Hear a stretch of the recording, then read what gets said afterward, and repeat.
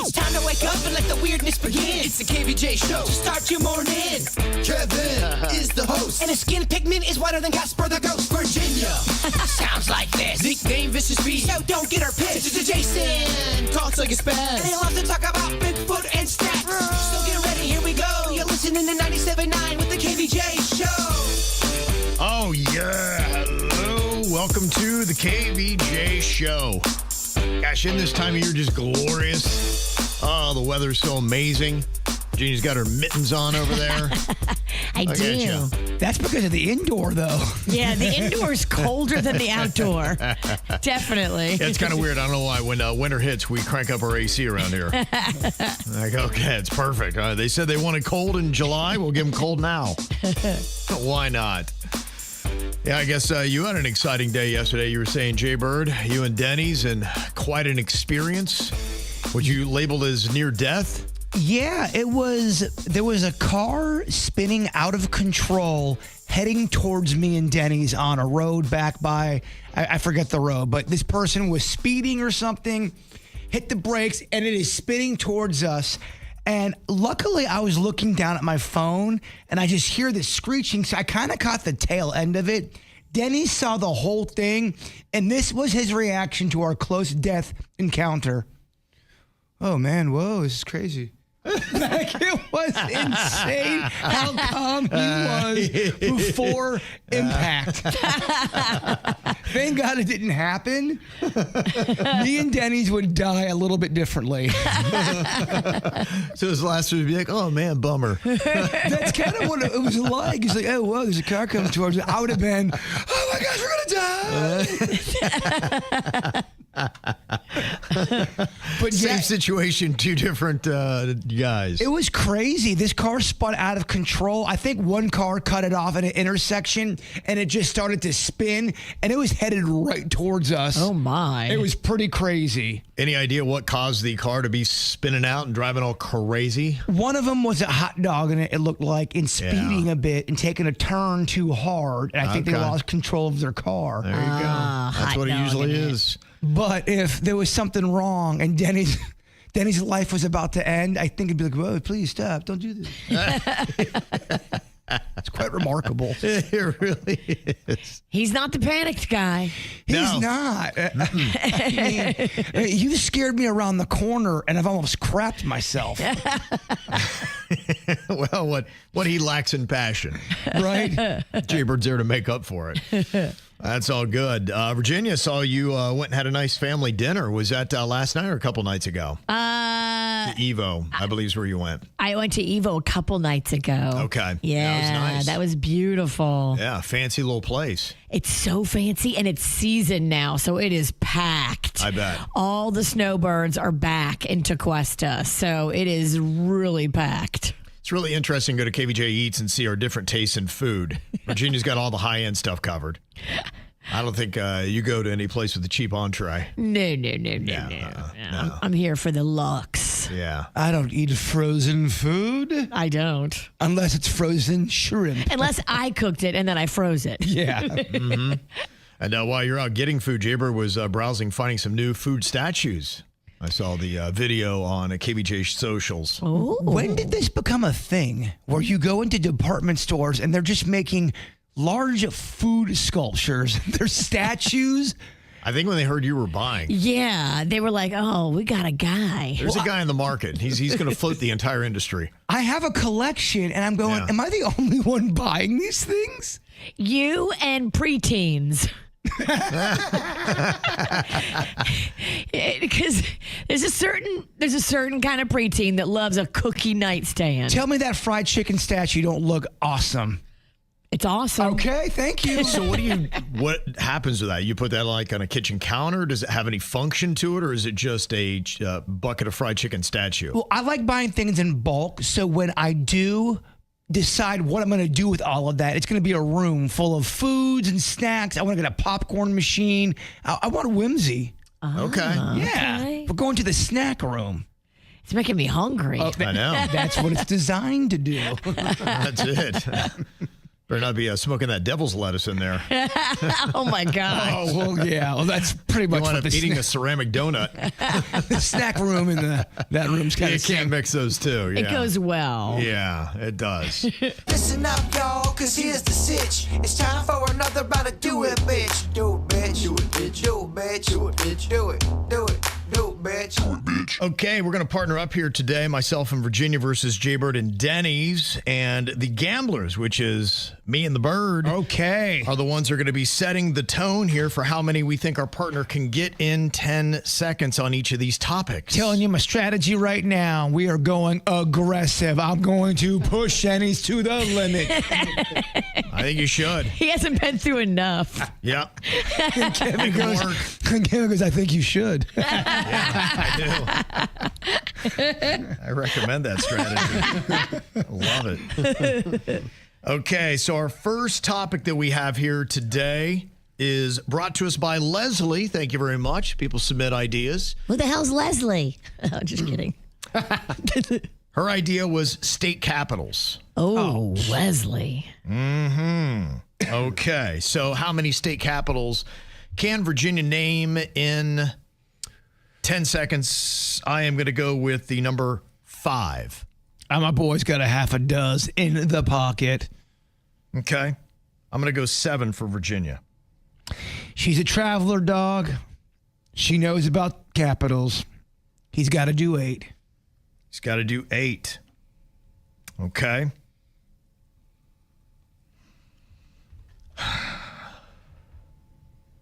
I'm going to say do it, Denny's. 8 in 10 seconds. Your time begins now. Tallahassee, Atlanta, Montpelier, Helena. You've got Denver, Sacramento. You've got Salt Lake City. You've got Jackson. You've got Dallas. Okay, I think he got to 8. Wow. Just got that number. Told you we're going aggressive up in here. I really The wanted. capitals are tough. Like, states are different, but the capitals. That's tough. I wanted to land on 8. How would you have felt about 9, Virginia? Not good. Yeah. There's probably so many big ones I forgot. Too. Well, they have so many words in them. Oh my gosh. I was trying to think of the map. Tallahassee. Yeah, they're Baton all Rouge. Baton Rouge. Okay. All right. So we are down 1 in the first to 3. Jbird and Denny's get to set the tone on this one. You feel that, Denny's? Putting the heat on them. Next topic from Leslie is traditional items made with chocolate. Oh. It's a traditional item. So, you know, you throw out dog food, be like, nah, it's not a traditional item that we put chocolate with. It'd be Death Wish. Chocolate killed a dog. Yeah. Your dog's not supposed to have chocolate. Do not feed your dog chocolate. That's why I'm giving you an example of one that does not play. You just can't say chocolate everything. Yeah. It's got to be traditionally used with this item. Okay, what do you want to set it at here, Bird? Oh, my boy is going. He's like Willy Wonka up in here. 5. You can do 5. Virginia can do 8. I know she can, but everything will be fine because my boy Danny's can do 9. Okay, I got to put him at 9. Okay. I'm going to say do it, Denny's. Your time begins now. Cake, pie, milk, candy bars, bonbons. You've got, let's see, chocolate-covered bananas. That's all I can't think of chocolate things. Okay. Okay. 6 is what he got. He needed 9. Good job gambling, Kev. It's tough, man, chocolate stuff. It's tough. How would you felt about 10, Virginia? 10 would have been hard. Yeah, that's what I thought. 10 of anything is hard. We're still going full throttle, dog. Yeah, I can feel that. Maybe take the foot off the gas a little. No, I like the strategy. You keep going. I got the game. I got I it. love it. I say keep it going. Denny's baby. can do 12. Yeah, I say you start him at 15. Show them. He can do it. I got faith in him. It's 1-1, dog. We're It in this is, thing. it is. We're still in it. Okay, next up, it's professions you wear a uniform in. They're known for their uniforms. They have a set dress code that you have to wear a uniform for. And Virginia's going to start that off with 6. Kevin, we're going to go 7. Virginia goes to 8. Interesting. Fine move, Ralston. Fine move indeed. We're going to go 9. Do it. All right, Denny's. 9 different professions you wear a uniform in 10 seconds. Police, firemen, medical, fast food, retail, the FBI. Jeez. Okay. I'm trying to think. 7 needed 9. I didn't know if we could go specific. Like I didn't know if I could say like McDonald's, is a Burger lot. King, like each individual store. Full Throttle Pennington. Hear that? I hear it. Get your motor running. Someone take his keys. I love it. Yeah, this is great. We got them right where we want them, Denny's. Okay, we are 1 away from a win. Okay, let's see what we can do here. The next topic, you get to start the level on this, Jbird. Ivy League schools. They're a member of the Ivy League. That would count. How many of those schools can Denny's name in 10 seconds? We can do 1.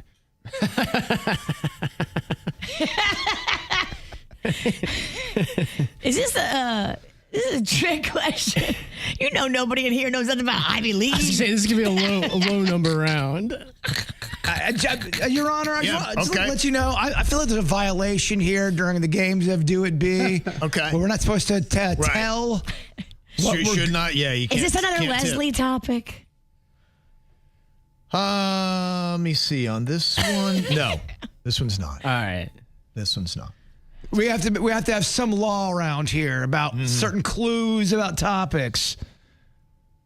I'm going to take it to 2. We're at 2 right now, Ivy League schools. Do you want to raise or call that one, Jbird? She can do 2. I know she can. Okay. We're going to go 3. Going to go 3 on Denny's. I'm going to take it to 4.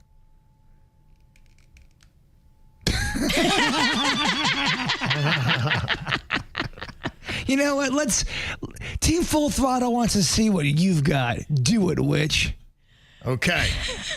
4 Ivy League schools in 10 seconds. Your time begins now. Princeton, Harvard, Cornell, Brown, Cambridge, LSU. Am I close? I mean, I think she definitely got it, right? You got 4. Oh, Team Full I need 4. Yale. Throttle. Team Full Throttle. Just right off the cliff. We just Thelma and Louise this thing. We have now changed our name to Team Fool Throttle. All righty. What do we have for the punishment today, Virginia? So you asked me to get crafty with a Jell-O shot, and it's an oyster Jell-O shot. So it's a Okay. canned oyster, and you took all the stuff in there and made Jell-O out of it? Yes. I saw them debating Grandma's old Jell-O molds and how they're trying to argue that it was making a comeback for Thanksgiving this year. And it was a clear gelatinous mold, and it looked like it had cat barf in it. I'm like, Kind of that like this. looks so gross. Yeah, it just, I mean, and Denny's made a good point yesterday when I brought this up. He's like, keep in mind, too, the Jell-O's made out of, Yeah, it's like melted horse hooves. I think it's powdered horse hooves. They grind it up, hooves, yeah. and then they use that to make the gelatinous material. This one's for all the naysayers. If you know what I mean. Yes. Nay. Hey. All right. Hey, look, Okay. you think this rattles Team Throttle? No. This makes us bigger and stronger. Yep. Cheers. Okay. We ain't shook by this. Enjoy your Jell-O shot. I love it. Yep. Oh, it went down. I love it. I love it. I love it. Denny's got it in his mouth. He doesn't know what's going on. Denny's is not. Denny's looks very. Denny's is not positive it's going down. Can't take it down. I don't know. Denny's is approaching the garbage can. He is not certain that this thing is going to go down. Oh, it's not. Nope. Couldn't do it. Wouldn't do it. My Bird's over here gosh. gurgling like he's dying. Wow. I swallowed some. Team Full Throttle. Yeah. Oh, man, that was child's play. Oh, my gosh. That was nothing. I think you need to make some of those for your Thanksgiving dinner, Virginia. You need to have a little fun with that. Oh, my Play a fun gosh. little game with some gnarly Jell-O shots. Oh. Hear that? Team Throttle ain't shook at all. Some of that Jell-O hit my uvula, and it was over. All right, there you go. Gentlemen, You did it. Yep. Nice work. Nice work. Give me some. My breath is something to behold. Give me some. And a crotch bump? Oh, yes. Oh, there you go. Oh, easy there, fellas. Each one was going to put me on the verge of vomiting. If you do it more than once, now it's a crime. I'm going to wait till we go to commercials to tell you how awful that was. It's the KVJ dirt of the day. It's the KVJ dirt of the day. Virginia, take it away, because you know we need that dirt of the day. This Dirt of the Day is brought to you by my new closet designers, Closets by Design. Scary moments at Tekashi 69's house. I guess these burglars were lying in wait, waiting for someone to come in or out of the house. And his mom was there alone with the dogs, and she was coming in or going out with the dogs, and they bum rushed her and came into the home attempting to rob it. Crazy stuff. PBSO had to respond to it, and the place was ransacked. I don't know exactly what they got, but he was not at home during the time of the break-in. 4 armed men were looking to steal money and car keys and everything, and it was just a crazy scene. Yeah, I mean, this guy's just always around trouble. There's just something that's always going down with him. He's a guy who got jumped in the gym. Yeah. I think in Lake Worth. And yeah, I don't know. I guess he does music. I really don't know anything about this dude, but We know he gets jumped. yeah, that's all. That's honestly every story I see about him, it's somebody coming after him. So I don't know if just the whole world's after him. I assume he probably instigates some of it. I did see that he was kind of caught up in a little thing. There was a quick little video, that Jack Doherty guy we were just talking about, that is the YouTuber that got arrested in Miami Beach over the weekend. Yeah. I think he hangs in that crew because they were kind of being obnoxious on social media after kind of it all went down. So he was with Tekashi, I guess, when he got out of jail over the weekend. So I think they're all kind of in the same little cut. I see those island boys kind of, I mean, it's just honestly, it's like it's just the perfect storm of just what's wrong with the world today. That's the best way to describe it. It really is. And it's all here in South Florida. And here's a bit of this. I'm sorry. I apologize for the next 10 seconds. Niggas know the vibes. We outside.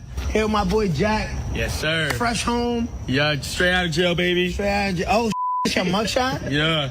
Hey, we're live on Party. There you go. They're streaming, showing off their mug shots. It's just Good stuff. I can't, Virginia. Yeah. I can't. That's just what they do. Authorities with PBSO are actively investigating to try to figure out, who these guys are. But as of now, no arrests have been made. It's Jack Doherty. That's the one. That is the YouTuber that was arrested in Miami Beach over the weekend. He is pretty tough to listen to. You're so right. That is what's wrong. Well, none of them are a picnic. Well, they have all this crazy amount of money. And the Jack Doherty, I've seen only a few videos, and it's always him crashing something. He had a McLaren that he wrecked on I-95, and then he had a boat. I think he lives in Lauderdale on the water, and he then wrecked that. I'm like, this guy shouldn't be behind the wheel of anything or just really anywhere. Are you wrecking these things on purpose? Yeah, for views, and then he thinks he's a real life cowboy. Yeah, I think he's just living as crazy as he can and documenting it, and people love watching it. And, it's the reason why we do have so many influencers in South Florida. You look at the backdrop, and it's nice. You got palm trees, cool buildings, the ocean. There's a lot of stuff to look at. Maybe we should lock them up for a little more, though, if they just enjoy wrecking stuff. There's a lot of people that I think it's kind of, they're just more annoying. It's like annoying jail. It's, They should add that in court. Annoying jail. If you are extra annoying, you get another, 45 days. Well, it's like the guy who jumped on the red carpet and scared the bejesus out of Ariana Grande. He does this all the time. I saw he did get 9 days. Which is not enough, if you ask me. Right. And to me, it should be every time you do this, we're going to add on another year. So we're going to start off I think he should have gotten 6 months because he's done this, I think, 5 or 6 times. And that is a massive security threat because you don't know what these people are going to do. If he had a sharp object, boom, he could off a celebrity right then and there. And you just don't know today, do you? So easily. Yeah. And so to me, it should be worse than that. I'd be like, every time you do it, we're going to increase every single time. You're going to wind up spending 20 years in prison just for jumping onto red carpets. 9 days is not enough. No. Yeah. I don't feel for how many times he's done. I don't think he's going to get the message. No, because I think a little bit of jail time gives him credibility. Like, look at me. Listen to the Doherty guy. Yeah, I just got out. They do. They celebrated. That's Yeah. why you got to put a little bit more punch behind it. Yeah, give them something else because that's clearly not a deterrent for them. Talking about the Wicked for Good cast, Ariana Grande was on a panel and talking about the movie and hinted that we are going to have another Wicked movie even after this one. Okay. Was she petting anybody on the red carpet? Yes, her and Cynthia Erivo Yeah. were actually petting each other like cats Yeah. the entire time. If we've learned anything from Cher, we can count on there always being another farewell tour. So I don't think anyone's going anywhere. First of all, no one's going anywhere. We're not saying goodbye to anything. These characters will be a part of our hearts always. They've changed our lives. So you can read a lot into what she said, or you can read nothing into it. So. You said a lot, but you said nothing. Yeah, you really did. I mean, she's just talking about maybe the characters live in their hearts, and that's where it's going to be. Well, But are we then getting another movie or not? Yeah, I think she was doing the Cher reference because they've announced the December schedule for SNL, and Ariana Grande is going to be hosting on December 20th. Cher will be the musical guest, which is going to be her first SNL appearance since 1987. Wow. Going back like 40 years almost. That'll be amazing. Yeah, so I think that's why the Cher reference came out, was all part of that. Oh my gosh, an Ariana Grande Cher duet. Yeah, well, Ariana Grande does all those impressions of everybody singing. I'm hoping they do something with that. That would be pretty awesome. And honestly, Ariana Grande's really good on She SNL. is. She's very talented at impressions, too. Yeah, she's great at that. And finally here, remember yesterday we told you about that post on Offset's social media where he just wrote, "My kid, LOL." Well, it sounds like he is now trying to say that that was a fake and fabricated social media post. He is saying that was never on his social media and that Cardi B is just responding to fabrication and misinformation. The bots? And that's what's going on in your dirt. Well, he's not real happy. Apparently, Pops is hanging out at swingers clubs when Ma's out of town. Oh, boy. Swingers clubs. Yeah. Daddy. Yeah. Now, the email says, one of my good friends had told me that he saw my dad at a swingers club one Friday night. I happen to know that particular Friday, my mom was out of town visiting her sister, so I guess it was possible, but still surprising, not something I'd expect my dad to be doing. My friend said my dad looked very much like he was also an active participant, not just a onlooker. So I asked my dad about this, and he did break down and admit that he had gone to this club from time to time. I said, why would you do this? He confessed to me. He said, well, it's not something I typically would talk about with my son, but your mother and I, we do not have relations anymore. She has completely lost all interest in intimacy, and it is still an itch that I need to scratch. Now, my dad believes him going to this swingers club is harmless. He cites how close our family is, how happy my mom is, especially now since she no longer is burdened by sex. Yay, everybody's winning, right? Dad admitted that my mom did not know because she can't believe that a person can just turn off the desire to want to have sex and just wouldn't understand why he's doing it. But my dad justifies it. Hey, look, it keeps balance in the family. And he asked for my confidence. I told him, I said, I don't know how I feel about this. Of course, this happens right before the holidays. Merry Christmas. So do I let my dad keep his secret? He justifies it saying, hey, look, everybody's happy. Everybody's fine. Everybody is winning on this. Dad, mom, the family, it's all good. Why would you rock the boat? I don't think I would say anything. Okay. I know it's a heavy burden to carry now, but I don't want to be the reason that the whole family blows up. No, just get an STD and don't tell your wife about it. She ain't banging him. So that gives you the right to cheat on somebody? I just don't want to be involved in them breaking up. If she busts him, she busts him. But here's my thing. Let's say this was a situation with my mom and my dad, and my mom found out I had this secret I never told her. She'd be devastated. She'd be so upset I never told her. And he's in the wrong, too. Then he needs to tell her. I mean, has he sat down and said, look, our sex life is important? Or does he just go out there and, go to a swing club? Sometimes I think people don't talk enough to each other. Yeah, she probably, went through menopause, and it does change you. It makes you not want to do the same things that you wanted to do before. But I heard that's not everybody. Not everybody. Yeah. Everybody's different. Mm-hmm. Everybody handles it differently. And if he's not asking and she is happy to not be having to do that, then yeah, it's going to dry up.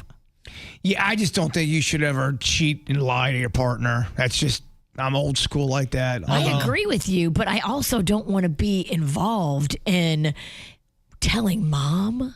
I just know how I am. It's too heavy of a burden for me to. Then don't tighten up your game then or something. I mean, people that I know are seeing you out there. I mean, you are living very carelessly. And when you live carelessly, don't be surprised when the viper bites you on the ass. Yeah.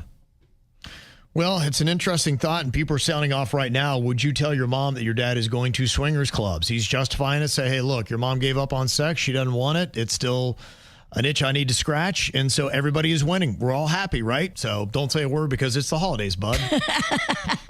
Yeah, some people are saying you can't get in this kind of clubs by yourself. Here's my theory. Mm-hmm. He's bringing another woman with him. Oh. And just because you just saw him by himself doesn't mean he doesn't have another partner with him that's acting as the swinging partner. Well, he's got a side piece. Well, if you're already cheating on your wife with people at a swingers club, why would it be so out of the world to have a side piece and bring her in as the other one you're swinging with? Yeah, somebody had said there is one club in Western Broward that allows singles on Wednesdays and Fridays. Because some people like to watch Virginia, and some people like to be watched. Tell me more about what you do. Oh, hell yeah. I would love to go to a swingers club. Nah, not the bird style. Now, one person texted in, they said, marriage is a two-way street. Sex is a part of being married. The wife has betrayed the dad. And this is coming from a woman. But here's my question again.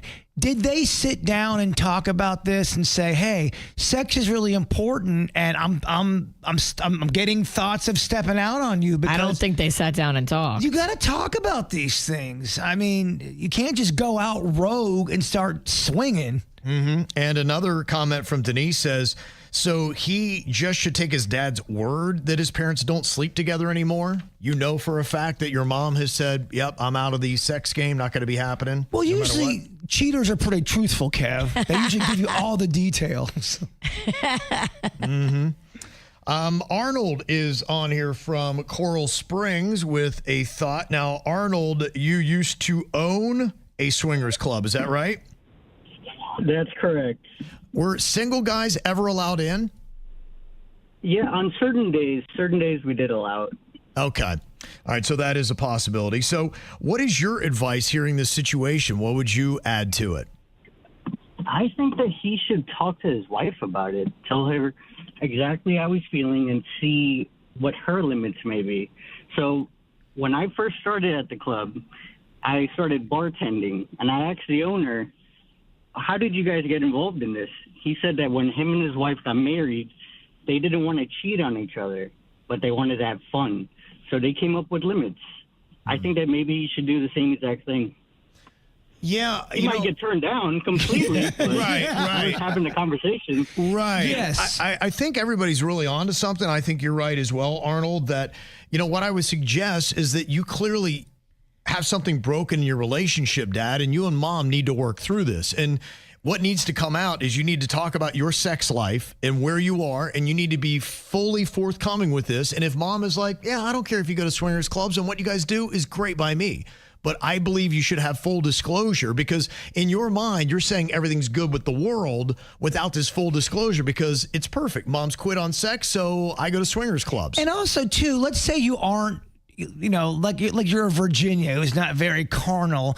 Even though you may not be in the mood, it's important to Panda. Just think about giving him a massage or something. There's things you can still do to be sexy to where it doesn't have to. There's a compromise there is what I'm saying. You don't have to let the romance and the desire die down completely just because you're not in the mood. You can still do things intimately that are hot, sexy, steamy. Tell us more. This text message says, this same scenario happened with my parents. I knew about it and I never said anything. And the family has been together and happy for the past 20 years. No one knows anything except my dad and I. And the doctor. Here's your penicillin, sir. Wrap up that rascal. Just because you wrap it up don't mean you're 100%. I don't know. This is one of those things that I don't want to be involved in. I would definitely encourage my dad to talk to my mom, but I'm not going to insert myself into their marriage drama. I think too, it depends on what kind of family and what kind of relationship you have. My kind of family, we tell each other everything, and if someone was acting a fool, you're gonna get called out for it. You're gonna get called out. You should have done a better job not getting caught. So I asked the question, would you tell your mom that your dad is going to swingers clubs? 61% of people said yes, they would. So is this something that can wait till after the holidays, though? Are you a terrible person if you're like, okay, we'll deal with this in January? Passion, mashed potatoes, and dad's a swinger. Yeah. Yeah. I'm asking the questions right now on KBJ TV about how you feel about Christmas cards. Do you send them, Virginia? Is that something where the Sinickis get a family photo and then you send it out to friends and family and then you write that braggadocious letter saying about how awesome you guys are and how many accomplishments you all had this last year? No, we do not. You don't do that. You don't do that flex. No, we never have. I think, good for you if you've got that together that you're able to assemble your family in November and put everybody in their Christmas outfits and take a picture and then have it printed and write I just don't have time for that. My mom would get some of those from my friends that send us a picture of them, this perfect looking family, all the accomplishments everyone had done, and my mom would get so annoyed. Ugh. Who cares? I think it's cute, but if you want to see what people are up to, just go look on their social media. Yeah. I don't know. That's where I think we might be today, and that's what my curiosity is. Has social media really killed the need to send out family Christmas cards? Because I've heard people saying, it's maybe something when I was a kid we did it, but does it even make sense to do it right now? It kind of depends on how you do it, because I think a picture and just saying, hey, happy holidays is different than, okay, now Zachary had made 19 A's this year. Sarah has a 3,000 GPA. Look, all right, we get it. They're awesome. My family is dysfunctional. Next.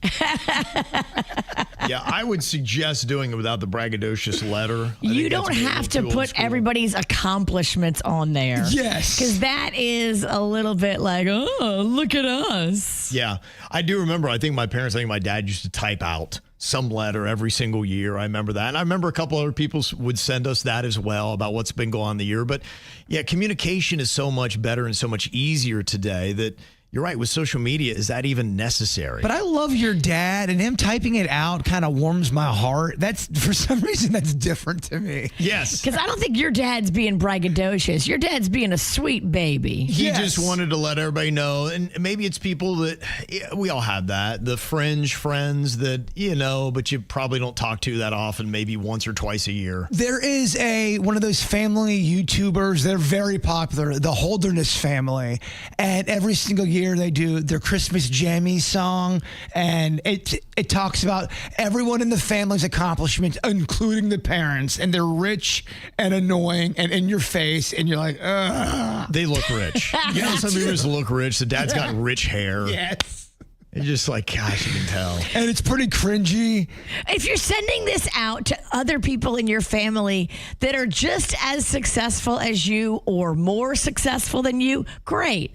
But if you send it to people in your family that are kind of like just barely getting by, it's kind of a jerk move. Can I do the one where I'm just barely getting by and let everyone know I ain't got no hip working really well? I'm barely hanging on. I do think I'm an alcoholic. My eyes are going out. Yeah, everything that's not going Send well. out a letter of sad. Yeah. The eczema is flaring up. Go the other way with it. What is this? Write all the things that are doing terrible with your life. Struggling with my mortgage payment.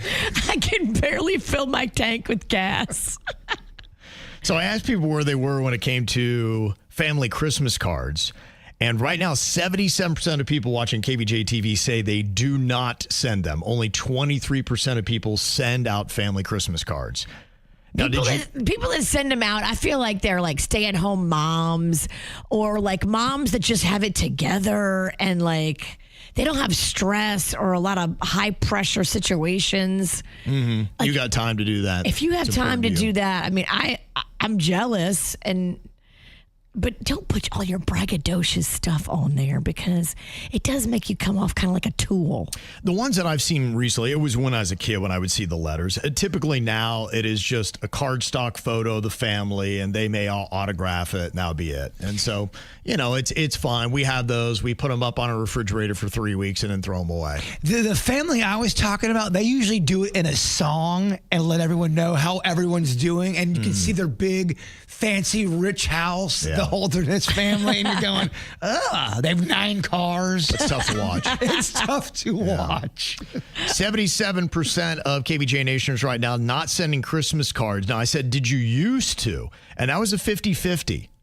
So the numbers have gone down from what they used to do. So it used to be basically 50% of people would send them. Now only 23% of people are sending them out. So you're seeing less people send out the Christmas cards. And what do you think about them? Do you love them or do they annoy you? They only annoy me when I open it up and no money falls out. Yeah, some of them just come straight in the mail. You just pick it up. You're like, oh, it's a photo. That's all it is. I'm like, cool. There's no money. Yeah, all right.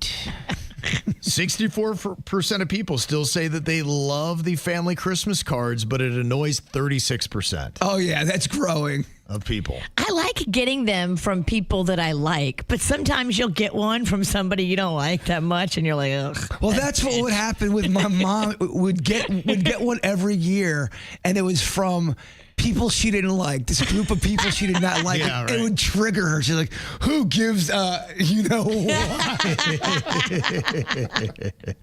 Because they were kind of just wanting to rub your mom's nose in it. Like, oh, yeah. Look how successful we are. And this one's on the dean's list. And little Johnny got a scholarship. And super rich. Meanwhile, our toilet, you have to flush it 3 times for it to work. Put that on your card. We were talking about, do you like getting Christmas cards or not? 63% of people do like getting them. The rest are kind of annoyed by them. Heidi's got a little bit of a different twist here from Fort Lauderdale. Tell me about the Christmas card that you almost hate to get here, Heidi. Good morning. I can't stand getting the Christmas cards from your dentist or your vet or your lawyer.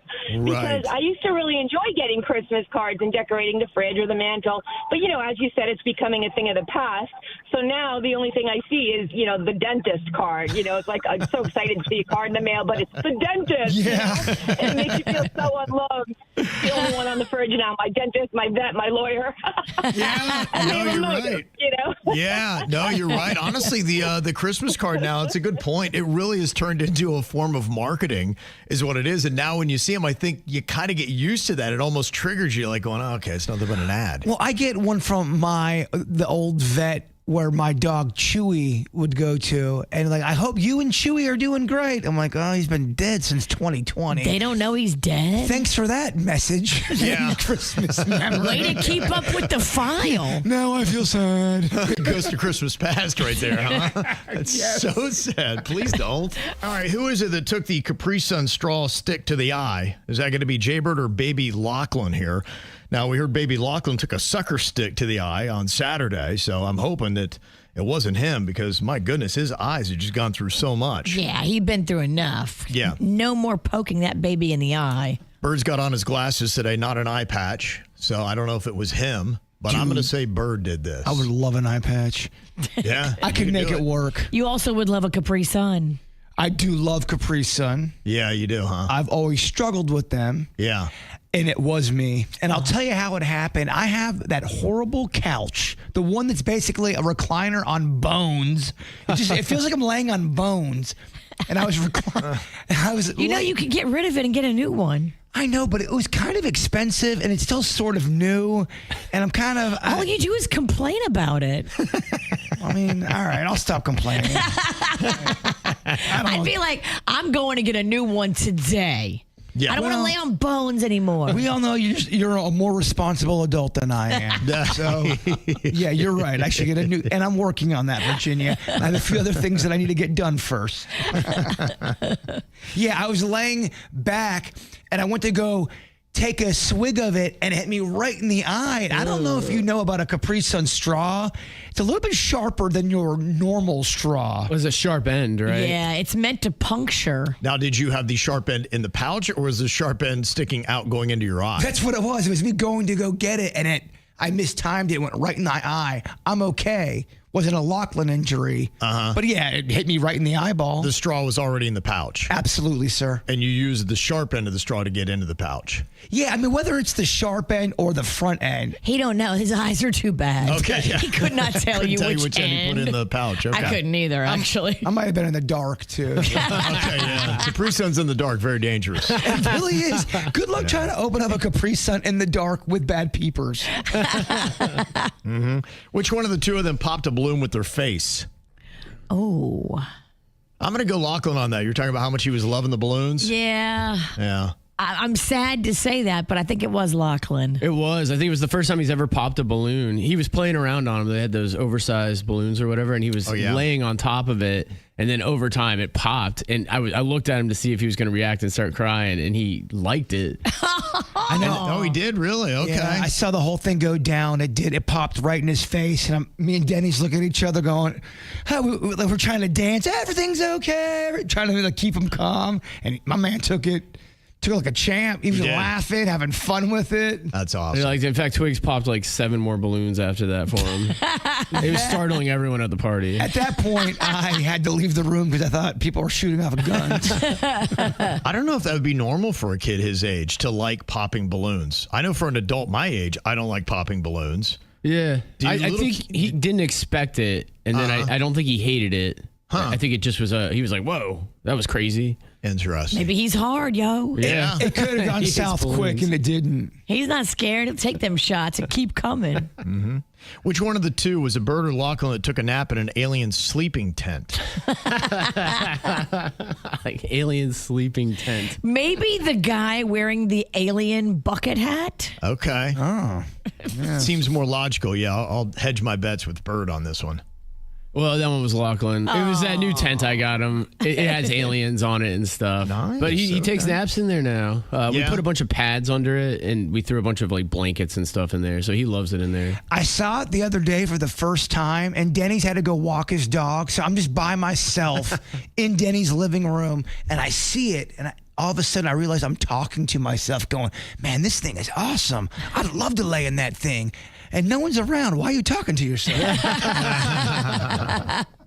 that tent's awesome. I recommend it for any kid young because it gives them their own space, but they can still be in the room with you. You know, so there's little windows on it, so he likes to, he'll be like, hey, and you look over and he's looking out the window. Rocco's got all those. You know what? It's about time to gift them to you because he's got a whole pop-up tent village. Oh, that's amazing. There's tubes that go from tent to tent to tent. Oh, that's amazing. Yeah. You can make a whole entire block. That's all elevated. right. Jeez. Yeah. If you don't want them, I'll take them. Yeah, the tent neighborhood. I got to run it by Rocco, though, because he still plays with them from time to time. Yeah. Like, he'll have a friend over, and it's just fun because it's their own little space. Yeah, if They can do whatever they want. I was Yes. a kid, I'd be chilling in that thing all the time. He does. In fact, he invites me in a lot. I spend a lot of time in that tent. It's not that big. Is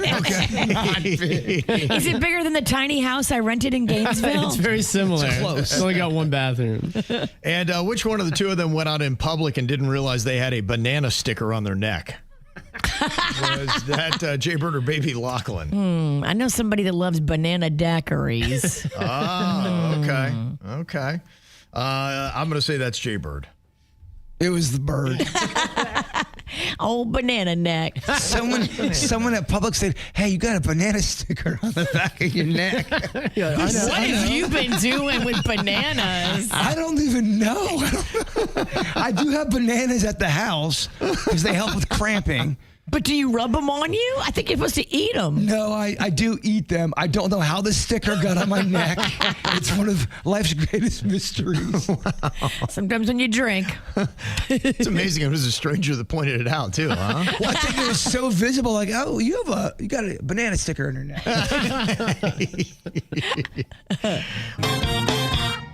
Ow! There's a lot of dumbass criminals to talk about, baby.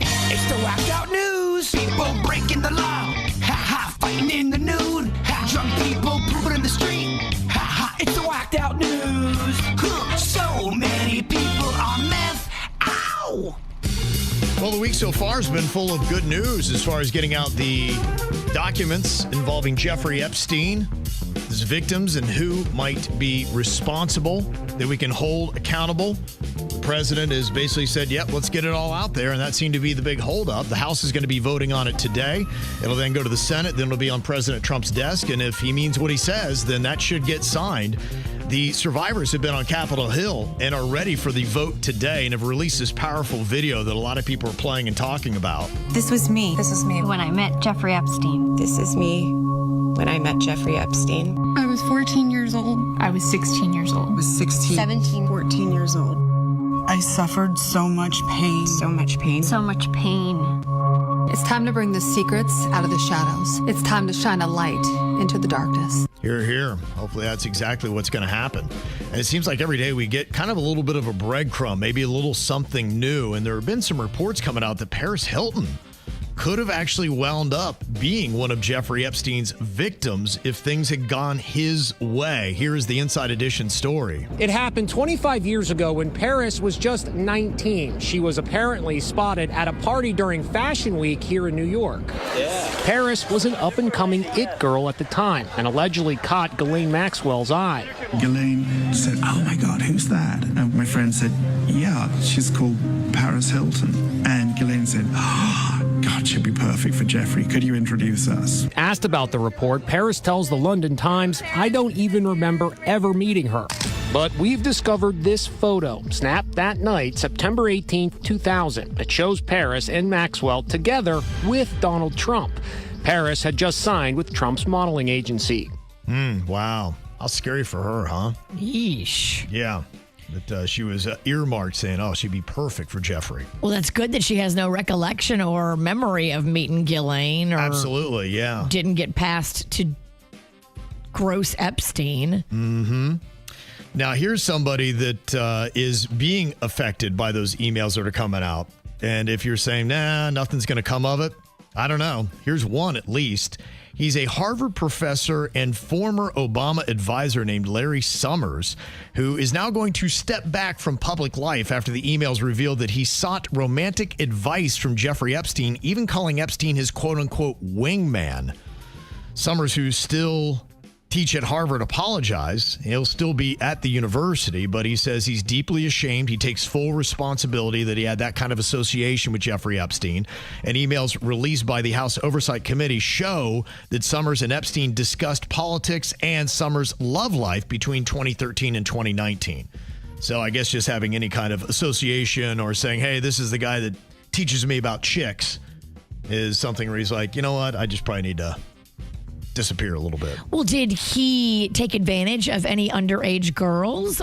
I think it's a stretch to say that he did. I think he's just saying that, hey, you know what? And that's why for a lot of people, it kind of shows you how there's probably a lot of unease with many people. Could be like this guy who said, you know what? It's a far stretch to go from Epstein's my wingman and I'm asking him about girls to then say that he was with girls he shouldn't have been. So that's a massive leap to take. But the association or your name popping up in one of these emails could still provide a lot of embarrassment, even if there's no connection to a criminal crime. So I think that's what probably a lot of people are saying, oh my gosh. Even if you're just chilling and having, a shrimp dinner and there's a picture of you and him having a shrimp dinner together. Right. And I think when these names come out, we also too have to, feather the brakes, because there may be people that are mentioned. It's like, okay, that doesn't mean that they're a terrible person. They did anything illegal and that they were trafficking girls or being with underage girls. So I think, we all got to take our breaths when some of these names start coming out to not ruin people's lives unfairly. The internet's pretty good at taking a breath. Exactly. And I know it's not going to. That's what I'm saying. That's not going to happen. Yeah, that's what I'm saying. For a lot of these guys, you would be nervous. Saying, I know I didn't do anything illegal or wrong, but if he just even mentioned me in an email, people are going to want to know who I am, anything I might have ever done, and it's going to drag my name into the light. And everyone's going to look for anything wrong I've ever done. Well, it's like when you hear celebrities and musicians and actors go, nah, man, I never was at a Diddy party. I never even went to that. No, I went once, maybe. Once. They try to separate. I never went in the baby oil room. Exactly. I was just outside by the pool. I was at the early party, Yeah. Well, 39-year-old inmate Joseph Brown escaped a Sumter County jail kitchen work detail on Sunday, ditching part of his uniform before fleeing. Deputies from Sumter and Citrus counties in Florida launched a search using canines, drones, and helicopters, and he was caught on a doorbell camera stealing an e-bike, then later stole an actual vehicle. Whoa. They eventually found him hiding in a pond where he finally surrendered. And let me tell you, this is one of the murkiest ponds I've even seen on Florida standards. I may be like going, you know what? I'll take 10 years in prison. I am not getting in that pond. Dude, there's so many water moccasins and snakes and gators. Like, getting in a pond, you are a moron. Yep. So, pretty crazy. But they did find him, just covered in mud and murk. There's a mom in Tennessee that called the cops on Friday after her 10-year-old son stole her car and drove himself home without her. Then cops showed up at their house and realized that the dad had an outstanding warrant and then arrested him for it. He's like, thanks, son. 10? Okay, this is Rocco's age. I think you can learn a lot of stuff from YouTube, and kids are learning how to drive a car on YouTube. Yeah. They say it began around 1 p.m. when the mother had left her child in the running vehicle to drop off paperwork inside the school. It's like, you know what? I'll just help myself home. Oh, my gosh. Yeah. So he said that they were in a disagreement and he just didn't want to talk to her. So he decided to drive himself home and ditch his mom at his school. I would just go bring him right to juvie. Okay, this is your home now. Yeah. You live here. Mm-hmm. Well, a lot of kids probably would like to go to school if they had this teacher at Angola High School in Indiana. 2 of the students tried some of the delicious gummy candies that the teacher had laying out and then started to feel pretty trippy. Oh, no. They were gummies? Yeah, they were. Yep. They're right out in the open, too. Right there for anybody to enjoy. Some of them really do look and taste like candy. Yeah, they do. It's pretty crazy. Even in similar packaging. But why would you have them out so the students could take them? Because you took 10 before you got to school and you don't know what you're doing and you forgot you left them out. 40 49-year-old Deborah McGillum was arrested and faces serious charges, including neglect of a dependent, possession of a controlled substance on school property, and operating a vehicle while intoxicated. Dang, girl. So she was feeling it as well. That's a lot. I saw another video of a substitute teacher. She was tweaking out on cocaine, and one of the kids saw her and went to the principal and said, "There's something wrong with this lady." And she was tweaking. Whoa. The cops they had to bring a cop dog in there. The dog found the cocaine immediately. He always does. Yeah. Well, there's a JetBlue flight from Boston to Tampa that had to turn around and make an emergency landing last week after somebody vaped weed in one of the bathrooms, and apparently the crew inhaled it. Oh. I bet they do. Oh. They had their nose right down to the... The crew did? Oh, my gosh. The crew's got to be on point, guys. Well, I think if they breathe it and they smell it, then technically it counts as they inhaled it. Right. I don't think they were standing next to the vent like, yeah, give me a hit. No, I don't think that either. But, you don't want your staff high on a plane. No. No, but it might have just gone through the ventilation system and they couldn't have helped it. As soon as they smelt it, they knew they inhaled it. I mean, what about the pilots? I don't know. Does that go to the pilot room? Great question. Here is one of the pilots talking to air traffic control. JetBlue 1191, I just have some questions. Is the cockpit secure right now? Hey, from cockpit secure, we had a customer vape in the lab, and smoking marijuana in the lab. We would like it to turn to Boston. JetBlue 1191, roger. For JetBlue 1191, we had a security issue on with a passenger, mostly a disturbance. They were smoking marijuana.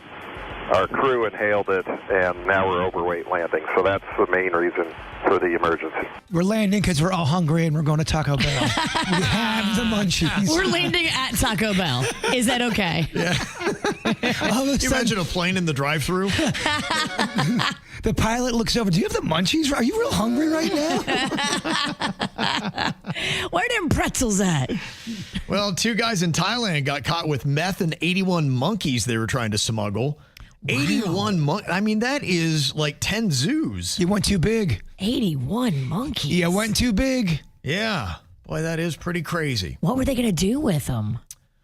Don't know. Probably sell them on whatever that market is. I mean, I know it's pretty lucrative to sell those black market animals. Pet monkeys. 81. You should have stopped at 40. Yeah. Might have got a little big. Is this too far, too fast? Everything seems to be going great, and man, you know what that's like when you first start to get in a relationship and you get all giddy and excited because you're like, they're so attractive. And you know what? They seem to be pretty cool. I've never met anybody like this before. Now, you have got a girlfriend, Virginia, and she had a great first date with a guy.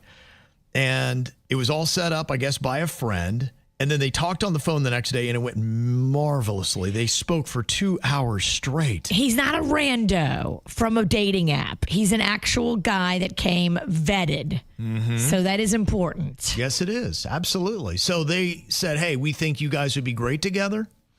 Yes. They're both newly single. They both went through a messy breakup. Okay. And they both talked on the phone for 2+ hours over the weekend. How long have they been broken up for? Do you know? I don't. Well, I know her. I don't know him. Okay, well, how long for her? For her, I would say it's probably been about 8 months. Okay, that's enough. That's a long time. Yeah, she's not fresh. Oh, she's been throwing it. Oh, she has. Okay. So she's had a bunch of randos to scratch the itch. She's had some fun for 8 months. Okay. And so now maybe she might want to hang with somebody. I mean, it is cuffing season. Everybody likes to find relationships this time of year to have a companion for all these parties and festivities going on. But here is kind of the big roll of the dice. After talking for 2 hours, he invited her to go to the Keys for Thanksgiving with his family. That's a lot. That's a lot. It's 3 days? 3 days. So it's not just a Thanksgiving and back. It's 3 days down there. Now, I hear they have a nice house on the water in Isla Mirada. Okay. So it sounds like it's going to be a nice setup. Does she get her own room? I don't know. That to me would be a big part of it. That would be. It also depends on what kind of person you are. Some people have adventure in their heart, and this would excite them. Some people would say this is too much too soon. You have to know who you are. She's afraid, but I told her she should do it. I'm like, look, she described him like, have you heard that TikTok trend? He's a golden retriever boyfriend. She described him like a golden retriever boyfriend. She's like, he's so sweet. He's so happy. He's so excited to hang out. He's just into it. And he wants to like get the ball rolling and take it to the next step. But he's a genuine sweet pea. What does his ex say about him? I don't know her. I don't know anything about her. Keep in mind, they said the same kind of things about a guy named Ted Bundy. I'm just saying. He had a golden retriever personality. Oh, he's sweet. He's so nice. He's so helpful. They did say that.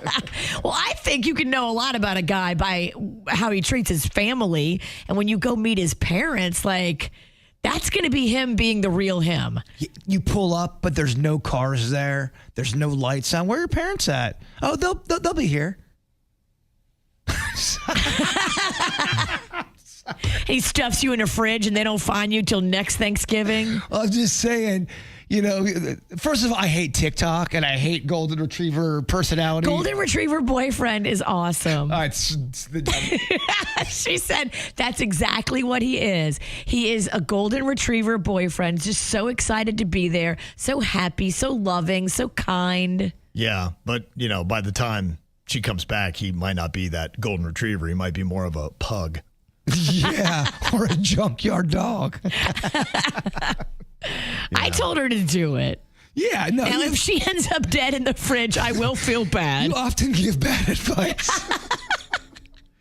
To me, it depends upon whether you get your own room. If you have a little place that you can escape if need be, I think that's good. If you're in the same room with him, that's a lot pretty quick. Not to mention, even if he is the doll baby you say he is, it's still just awkward. And you're entirely worried the entire time about, oh no, did I fart in my sleep? Am I this? Am I that? You're just already, that will kind of wreck you. Well, you weren't ready for a sleepover with the same bed. Yes, for 3 days. Okay. Yeah, but I mean, everyone has that fear. What if you have a one-night stand? You're afraid of, oh man, I hope I don't fart in my sleep. I mean, that's the fear. I hope when I fart in my sleep, it doesn't wake him up. Because I know I'm going to fart. You just hope he doesn't hear it. To me, it's the 3 days. That's a good long time. And that's something typically I feel is reserved for after maybe 6 weeks. You've been together 2 to 3 months. You're doing an extended weekend stay together. See, and here he is, everybody. Sensible Kev. It's just a lot fast. Now, I mean, you're only in Isla Mirada, so it's not like it's crazy. The only thing would be, I assume you've driven together, so you're kind of stuck. Let's say it just falls apart and he turns into a complete tool 17 hours into it. What do? You Uber to Miami and then Brightline back to Palm Beach, I assume. mean, a few of us would come get her. And like, she's not going to be stranded. Like, we would make sure she was rescued. Well, and the other thing too, I mean, these are your words. You said she's been throwing it. If they hook up just even on the way there, they're going to be sleeping in the same room, Kev. She hasn't hooked up with him yet. But I'm saying if they're going to Key West, okay? We know when you go to Key West, there's going to be some drinks. Let's say they hook up the first night. It's not Key West. I don't think it's that. I don't think it's like a drinking party thing. It's at his parents' house in Isla Mirada. It's like in a neighborhood. No, I don't. Okay, you're right. It doesn't have to be Duval Street. What I'm saying is you're going down on a vacation with the guy you're attracted to. You don't think if they hook up within the first night, they're not going to be sleeping in the same room? Come on now, y'all. I didn't even ask. She didn't even ask. Do you know what his family's like? Are they big drinkers? Do they not drink at all? I don't know. Any idea what that might look like? I know nothing about them. I don't know this guy. I don't know the family. I know her. Kevin thinking they're going to get separate rooms. They'll be in the same room. Separate rooms, I think, would be incredibly and awesome, because then it truly is a fun time and a safe space. Right. If you have to share a bed with him and you just started dating him and you haven't even going to second base. That's a lot. Well, you're going to be finding out his sleep habits. Who knows what he's like in a bed. And he may be a big snorer, and then you'd be there for 3 nights. With Maybe a guy he's the that's sawing farter. logs. Yeah, maybe he's the farter. Yeah. Well, just numbers say one of them's the farter. That's just cold facts. Maybe, hopefully they're both farters then. That's love. Get married. Mm-hmm. Well, I can't wait to hear what she decides. When I asked people on KVJ TV, are you going to be taking the invitation a guy you've gone out with one time and had a 2-hour conversation with wants you to come stay 3 days with his family for Thanksgiving in the Keys? 60% of people are saying, nah, I'm good. But 40 say, we're going to the Keys, Yeah. baby. Well, it's a free Thanksgiving. It's a free trip for her. Sure. She doesn't have a lot of extra vacation money. She just doesn't. Will she be not seeing her family as a result? No, they don't live anywhere near here. Okay. They're so she far would be away. spending her time with friends or by herself anyway. Yes. Okay. All right. I say go for it because it makes a good story for us. A couple weekends from now, Virginia is going to go to the Florida State-Florida game. Big rivalry that's going to be going on. Your daughter goes to Florida State. Your husband is a Gator fan. Yes. It'll be interesting to see what he chooses to wear to the game because we're going and we're getting tickets from Florida State alumni. So we're in the Florida State section. Okay. But we're going with a bunch of Gator people. So the other 2 parents that are going, both of their kids are Gators. Okay. So it's going to be a very mixed bag. Like, what are we cheering for here? Yeah, well, I just want everybody to have fun. Yeah, I think everybody can. I think you'll be all right. I've been in that situation. We had a house divided. I grew up a Ohio State Buckeye fan. My son went to the University of Michigan, and whenever we went to Michigan games and we'd go visit him, I'd bite the bullet and I'd wear the Michigan gear. But I said when they played each other, I had to go Ohio State. Of course. As long as your group doesn't have one that over drinks and likes to get lippy and go, yeah, we just took you down. You know what I mean? We don't have any mean hecklers in the group. It's all pretty peaceful. Thank goodness. Yeah. I know, though, when you go to those areas, in fact, I had seen somebody was talking about, I think in Tallahassee this last weekend, there was a hotel room that normally goes for $51, something like that. And they said over the weekend when they had a game, it was $561. And like, this is just insane, the markup on these hotels in these college towns and what they charge you. It is ridiculous. Oh my gosh. Well, you got to figure out now when Parents Weekend is next fall and try to book a hotel now and guess when they're going to do it. Because literally the rates go from $60, $80 a night to like $500. Yeah. It's insane. Honestly, everything with colleges is such a racket. I remember graduation for my son. Now, COVID hit, and my son didn't get his graduation from college. But I remember we were working on booking that. We had to book like a year and a half out, and the amount of money we were going to be spending on that was basically a year's worth of family vacations. That was it. Under or over, you think $3,000? Over. I think we were between $5,000 to $10,000. Wow. Trying to get there, with how much you're paying for the rooms. Airfare, and rooms. They did a minimum, I think it was 2 or 3 nights you had to do. I was like, what is this? This is absolutely insane. I just want to be here one night. Right, that was it. I don't even want to do that. I don't want to stay in this godforsaken town.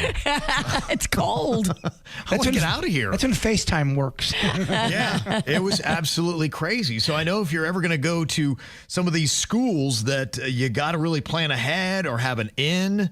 Now, you're taking an interesting approach, and you showed me this photo of this Airbnb that you're looking at. I know there's some skepticism, I guess, within your family. And if they've seen the photo, I could see why. So Panda looked at me last night and goes, what in the Fisher-Price toy dollhouse voodoo are you trying to pull on us? Because it does look like a playhouse for kids. But it's a tiny house that you can rent, just like you would go and rent a hotel room for a night. Those tiny houses are cozy. He's right. It does look like they took a shed and turned it into a tiny house. It also it's got woods in the back. It looks like, victims. It looks a little, I don't know, Leatherfacey.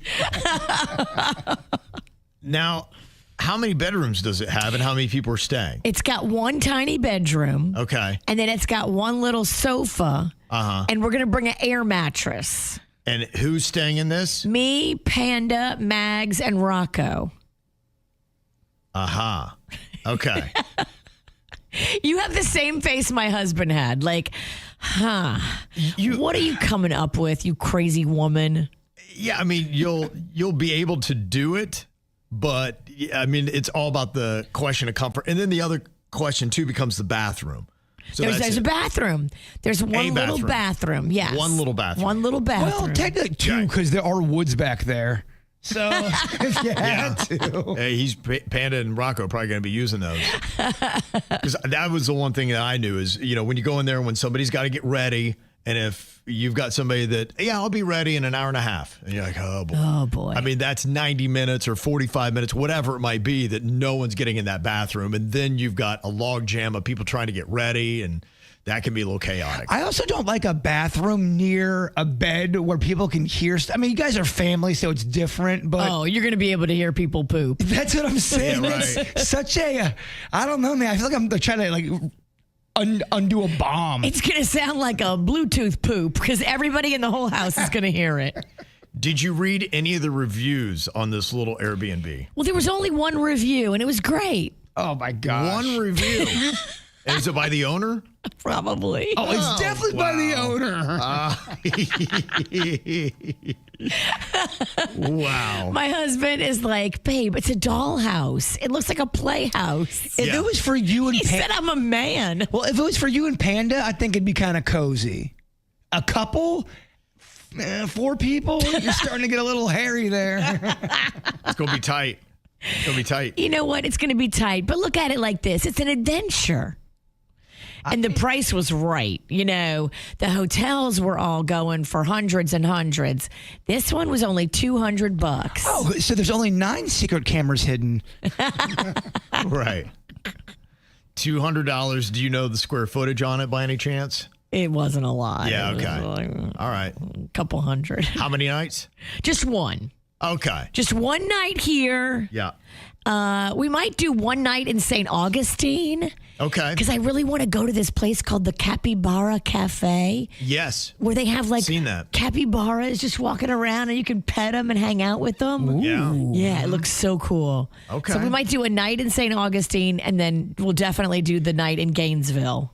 By the way, those tiny houses are becoming quite popular, and they're getting to the point where they're making them so tricked out, they're costing as much as almost a real house because they're getting so good. Yeah, this one's not that.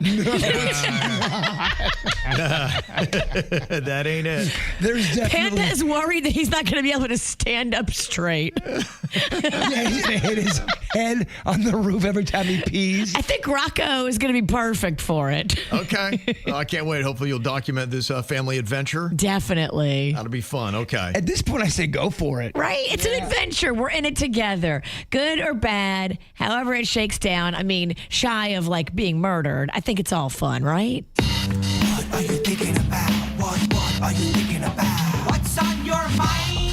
Are you thinking about? What are you thinking about? Sounds like you might have a little party at Mardi Gras this year, Virginia. I'm very excited. Not only is your mom coming, but she's bringing a party friend with her. Is that right? So, my mom invited one of her friends from the senior center to come to Mardi Gras with her. Okay. These two, we've never met this lady. Nobody in my family knows her. And they'd be jumping on the train in San Antonio, Texas. Fun, yeah. And taking a train to New Orleans where they'd be just set loose at Mardi Gras. Yes, that's how it should be. So my mom called my sister, and my sister's like, what? What? What do you want to do? Who is this woman you want to bring into our house? And, oh, yeah, by the way, we always have 6 people staying with us during Mardi Gras. So where would this lady stay? Would she have her own room? I don't. There's no other room. There's no place for her to stay unless she maybe slept on the floor. Gotcha. Yeah. Wow.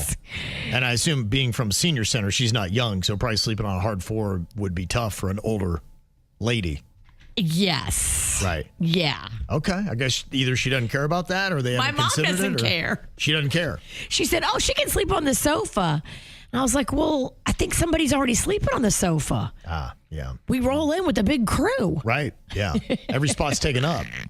How are you going to work this out then? Oh, boy. I don't know. You try to talk her out of it? Or do My you try to find sister's more trying. space? My sister's trying to talk her out of it right now because on top of, Mardi Gras is a chaotic time. And I imagine it's not easy to find space because I'm sure, look, we deal with it, but it's spread out here during season. You don't have the same kind of chaos. That kind of event spread over 4, 5, 6 days, whatever. Everyone's going to claim every couch, every bed, every room. Everything's going to be like dibs. And what's going to be left? Right. How's your mom feeling? She's feeling good. She's feeling a little bit more frisky and spry. Okay, that's good. That's good. Trying to make plans. I just think we have to make sure that we're not making crazy plans. Yeah, but the fact that she's happy, She's very happy. That's a bonus, and that's good. It's very good. She's very happy. She's wanting to get out there and have fun adventures. I just don't know if Mardi Gras is the place. Okay. That's going to be a lot. I'm excited for this story. I'm hoping it really happens. I think my sister's hoping it doesn't happen. Well, we come from different places. Well, why don't you come to Mardi Gras and then you can help babysit? I don't know. I could hang with your mom. I really could. I know you could. She'd have you and her be singing so much. Yeah. She got song in her heart. She does. She loves to sing. Loves it. I love Got a song singing to with sing. her. She came down here and she was at my house and we had a great time. I know. Mm-hmm. What's on your mind today, Bird? Coyotes. Now, Oh, yeah? I don't know if I don't know if you saw this story, but There have been a few. There's a couple happening locally. There's one that's roaming the streets of Boynton Beach right now, and then there is a national story where a coyote got somebody's pups. Well, that's what happened in Boynton. A coyote got a dog and got a hold of it, and the dog passed away. Oh. And they're saying, just be careful because coyotes are amongst us. They're in my neighborhood up in Gardens. And they're moving more into your neighborhoods because of all the construction. Well, I saw the video, and it doesn't look like they're in a wooded area. It looks nothing like nature. It just looks like it's a regular residential street. Yeah, residential street. And it was so sad because you hear the woman screaming. Oh. I know, it's awful. And they also say watch your small children because coyotes just like to snatch something that's small and moving, and then they keep it moving. Couple things they say to do: make loud noises and try to throw things at it. Get it out of there, scare it, try to do what you got to do. But they say pick something up and start throwing at it. And I don't condone hurting animals, but you ain't gonna hurt my dog. I can tell you that if much. it's between the dog that you've loved since it was a puppy and a coyote, I'm sorry, coyote. Well, even the news report I saw, they were saying if you're an adult and you come up to it with the coyote, just do not turn your back, walk slowly, chill, and if you can, try to scare it away. Yeah. But the thing that's weird is they're a beautiful animal. Yeah. I would want to snuggle a coyote and, twist and snout that thing. I love their snouts. Yeah. They're adorable, but man, that adorableness can lead to some violence. So be on the lookout. If it's as far north as Gardens and down in the Boynton area, that means they're all over the place. They are, yeah. And, for us, we have a very snackable dog. Oh, And my gosh. That's part of it. And the one video I saw, it looked like the snackable dogs are kind of running around out in the driveway area out front of the house because you wouldn't think about it. But I think now you just need to, if you have a snackable dog, we would not let my dog go running around out there just because those days are past. You just don't know what might be on the street. Yeah, and the video I saw, I think she had 3 little dogs running out in her front yard, but she was trying to contain them. But this coyote came out of nowhere. It happened so fast. It did, and it chased them around the car. Well, they're hungry. That's it. Coyotes are just hungry, and they don't have anybody that's really feeding them, per se. They've got a snack on what they can get their They're in the jaws on. wild. Right. They're looking for a raccoon. They're looking for a squirrel. Is there a reason why this is kind of happening now? Because I don't feel like this has always been a problem, and I'm seeing more and more stories. Development, yeah. Yeah, It's pushing, the the places they used to live are gone. In fact, the one, as Denny's had the coyote in his neighborhood, they'd even said this wooded area is where they used to live and hang out, and they're doing construction in there now, so they got to go somewhere. They're like, okay, all right. Now they're your neighbor. Yep. They're moving in and they want to eat your snack dog. You got to be careful. I just felt so bad. I couldn't imagine that. You have to witness that. That's rough. It's really terrible. Well, if you love doing healthy smoothies, a berry-rific one is fantastic. You put some strawberries and blueberries and blackberries in there and a banana, and they're so delicious. Well, they're saying now, leave out the bananas. Don't do it. Because apparently when you put a banana in there with the berries, it basically cancels everything out. What? Yeah, crazy, right? And I've heard this. They say that bananas and apples contain the enzyme PPO, while berries and cocoa contain flavonols, which those compounds support heart and brain health. But when the PPO and the flavonols mix, the body absorbs far fewer of them. Huh. So those that had the banana smoothie absorbed 84% fewer flavonols. Damn it. I ate a banana yesterday and a bunch of dark berries. Yep. So did they cancel each other out? Yeah. You didn't get the benefit from the berries. Son of a biscuit. Where were you yesterday, Kevin? I know, day late. That's why I did it. I was like, Virginia had I should have done it yesterday. So I do want to, do it again today. Was Kevin trying to kill you? And you're not going to come for our banana daiquiri, are you? No, because it's a banana solo. So okay. that's going to be fine. It's not to demonize bananas at all. They say bananas mix best with vegetables. So what I would tell you is do bananas and cauliflower or, broccoli for Jbird next time. Well, that sounds gross. That sounds great. Maybe some carrot. He would punch me. Banana and broccoli is just absolutely offensive. Here, Jbird, I made you a delicious banana daiquiri. So healthy. That would be, healthy. but if there was alcohol, I'd still drink it. I'm like, whatever. But halfway through, I'm like, it's pretty good. And you'd have all kind of broccoli in your teeth. Yeah. Yeah, they say that the berries pair better with low PPO fruits like pineapple, mango, and orange. Interesting. Is it true bananas do help with cramps, or is that one of those old... The potassium, I thought, was good for that. Something legitimate to that. Like if you're out exercising and you cramp up, which none of us are going to be ever doing. Well, yeah, banana daiquiri, dog. I've been running to the bar.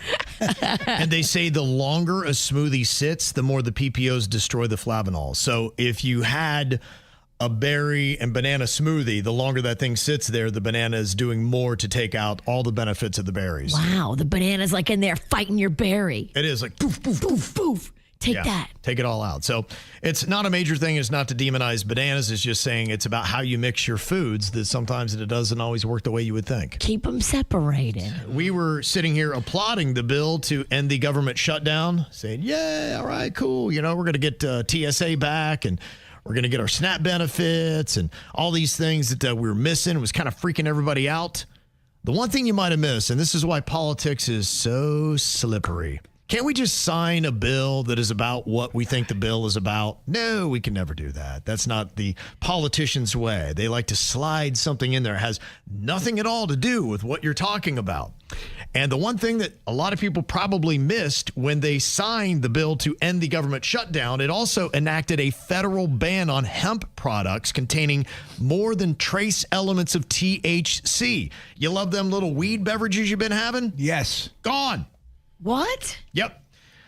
They say it closes a 2018 loophole that lets some hemp products mimic marijuana without regulation.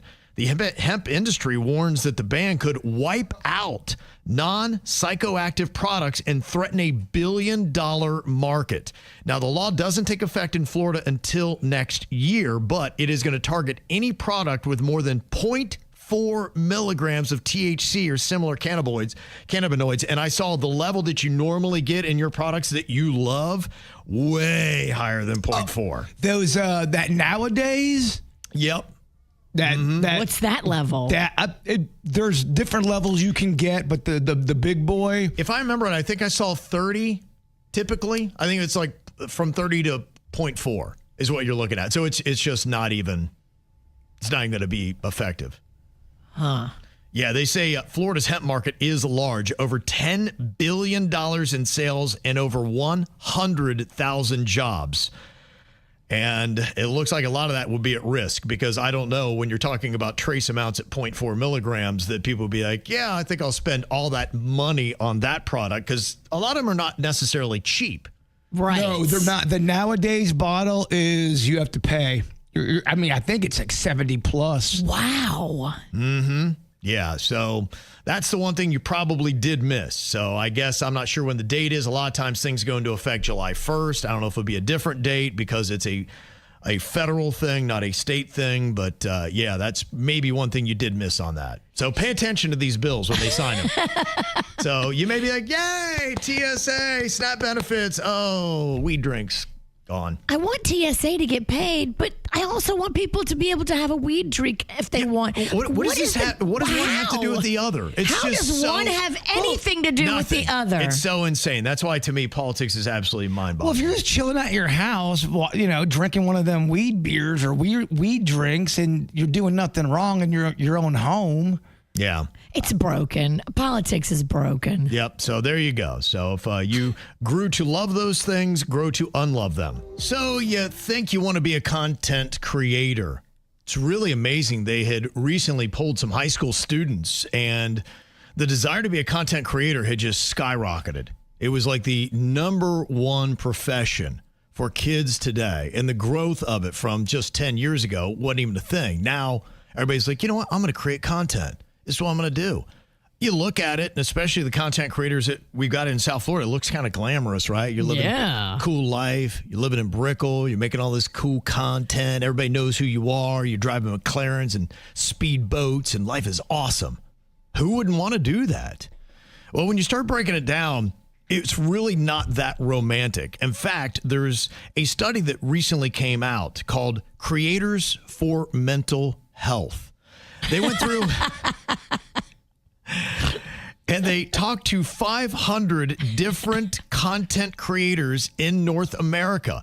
And they said, okay, how do you feel about things? And they surveyed them on some of the conditions that everybody else would feel in a regular job to see how it compares. They say 62% of them said they had high rates of burnout.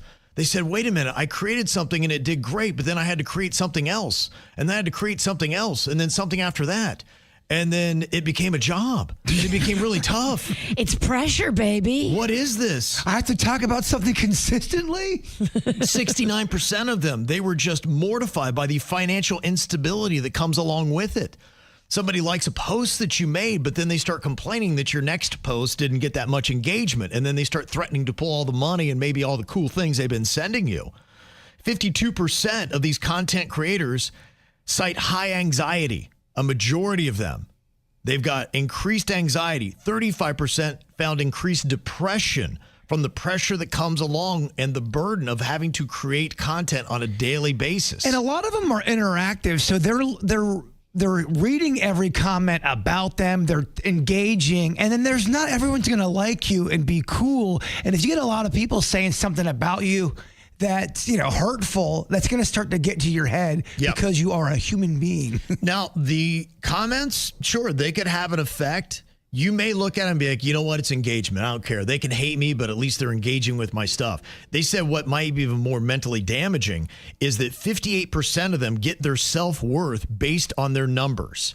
So you can hate on me, but if you don't watch or you don't comment, then that actually puts me into a spiral a lot faster because I realize that nobody seems to care about this content that I poured my heart into. I heard somebody explain it really good over the weekend on a podcast. They were like, look, humans aren't supposed to know what this many people think of us. Yeah. You're not supposed to know that this many people don't like you and have to read this many bad things about you.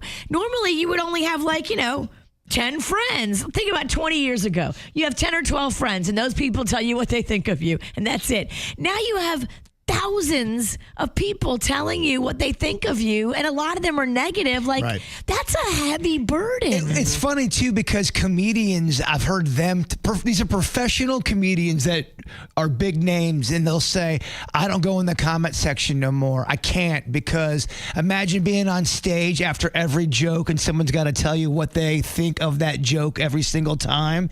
And it's pretty crazy too, because they say it affects their mental health, and then people turn on them and say, well, you're allowed to make fun of everybody, but people can't make fun of you. And it turns into this big, weird, chaos, odd kind of psychology. Yeah. It really does, though. It's kind of what it all is. You know, when you really start looking into what being a content creator means, it means a lot of work. It means a lot of pressure. It means financial instability. You are seeing just the elite 1% of content creators that are flossing the McLarens and the awesome apartments in Brickell and everything else that's going on at the house on the water. And sometimes platforms change. I mean, there were podcasts, and I hear them talking about they were getting $3 million per episode, and then all of a sudden they're down to 200,000 per episode. Right. Now that's a major drop Yeah. off, and they would get depressed about that. But the platform maybe changed some guidelines. And all that is possible when it comes to this stuff. Yeah, it's not a surefire way. Yeah, the rules of engagement are always changing when you're a content creator, and trying to stay up on those algorithms and what is getting it going, that makes it very tough. And they say 43% of content creators say they feel alone despite constant online interaction, because you know what? It's not legitimate interaction. It's not real. And you know it. You know it's not real interaction. Half the time you're fighting with bots. It's not even a human thing. Or it could be an 11-year-old kid, or it could be a 50-year-old man who's hammered. He's been drinking for 3 days in a row. I hate everything. And they say the work-life balance is nearly non-existent. Creators say they never really feel like they have any time off. Now, you see them, you're like going, gosh, this looks awesome. They just walk around doing nothing all day long. No, they're trying to make content, and they're worried about the numbers that they're going to get from that, and they just feel like the pressure is there. I got to create something great. Well, they're not living life. Everything in their life that happens that's even close to being excited, they have to record it, and you're not now in the moment. You're working on a video, and I know I feel that sometimes. Where I'm like, oh, I got to get my phone. And I go, dude, just let a moment happen. It's healthier for you just to see a cardinal land on a fence and just kind of take it in. You don't have to grab your phone every time. You're right. And that's a pressure that people don't realize that happens. Mm-hmm. And as you were talking about with algorithms switching and changing, I saw this article in the New Yorker, and they said online popularity no longer guarantees influence. They say these big follower counts often include bots or inactive users, and a lot of people now realize that. So when you see somebody with these huge numbers, you're like, that's not even real engagement. That's not even real influence. And advertisers are starting to figure that out as well. They say what they're really looking for now is smaller, authentic audiences.